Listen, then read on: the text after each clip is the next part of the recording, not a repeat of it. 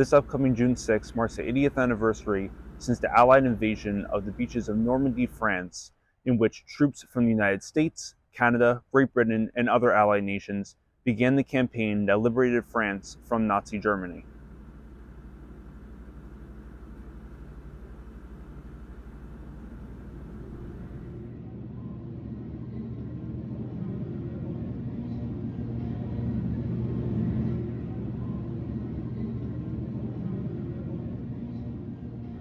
Before the storming of the Utah, Omaha, Gold, Juno, and Sword beaches, as codenamed by the Allies, American airborne troops were dropped along the Normandy coast on the night of June 5th into the early hours of June 6th.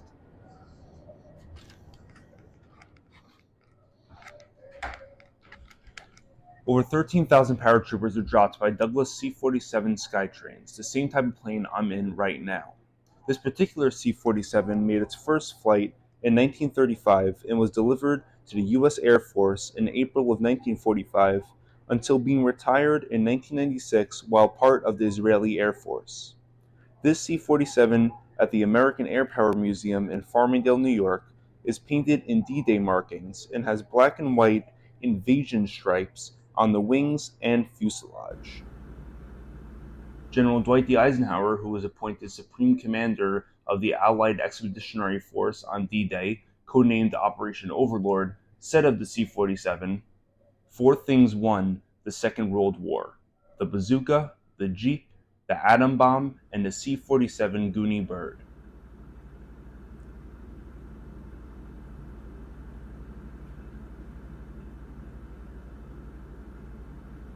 Republic's P-47 Thunderbolt was manufactured in Farmingdale, New York, where 28 were turned out per day, and this one behind me is the last one to come off the production line.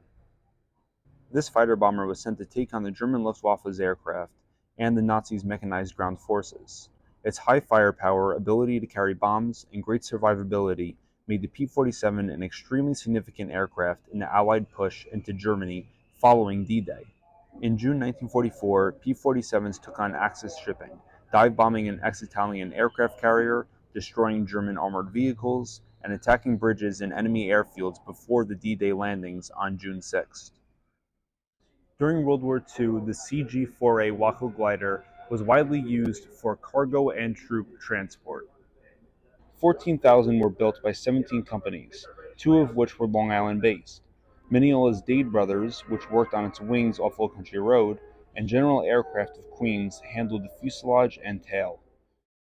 The Waco glider was constructed of steel tubing and wooden wings covered in fabric, and was a very effective way of getting many troops on the ground in a short period of time.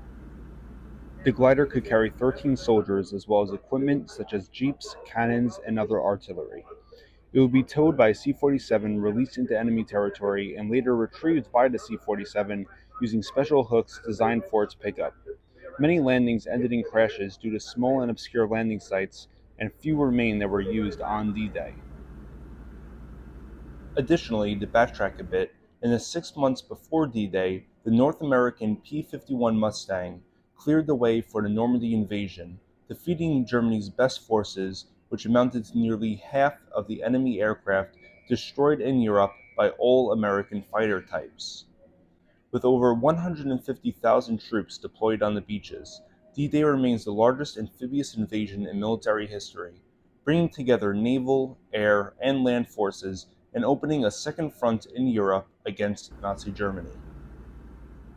Here on Long Island, you can visit the Cradle of Aviation Museum in Garden City, the American Air Power Museum in Farmingdale, and the Museum of American Armor in Old Bethpage, all of which were featured in this video.